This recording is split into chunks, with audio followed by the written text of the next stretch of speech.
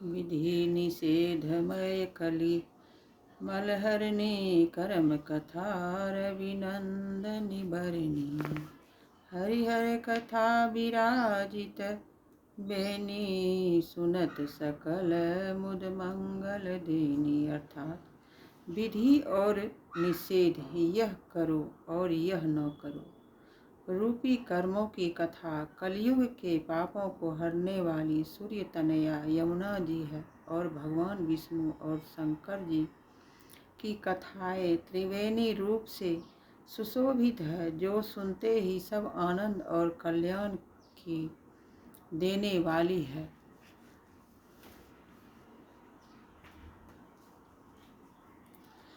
उस संत समाज रूपी प्रयाग में अपने धर्म में जो अटल विश्वास है वह अक्षय वट है और शुभ कर्म ही उस तीर्थराज का समाज परिकर है। वह संत समाज रूपी प्रयागराज सब देशों में सब समय सभी को सहज ही में प्राप्त हो सकता है और आदर पूर्वक सेवन करने से क्लेशों को नष्ट करने वाला है। वह तीर्थराज अलौकिक और अकथनीय है एवं तत्काल फल देने वाला है। उसका प्रभाव प्रत्यक्ष है।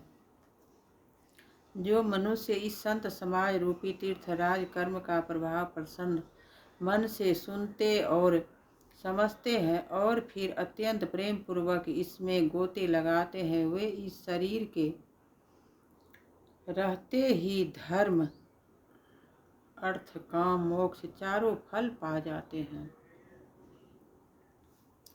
इस तीर्थराज में स्नान का फल तत्काल ऐसा देखने में आता है कि कौवे कोयल बन जाते हैं और बगुले हंस। यह सुनकर कोई आश्चर्य न करे, क्योंकि सत्संग की महिमा छिपी नहीं है। वाल्मीकि जी, नारद जी और अगस्त्य जी ने अपने अपने मुखों से अपनी होनी जीवन का वृतांत कही है। जल में रहने वाले, जमीन पर चलने वाले और आकाश में विचरने वाले नाना प्रकार के जड़ चेतन जितने जीव इस जगत में है,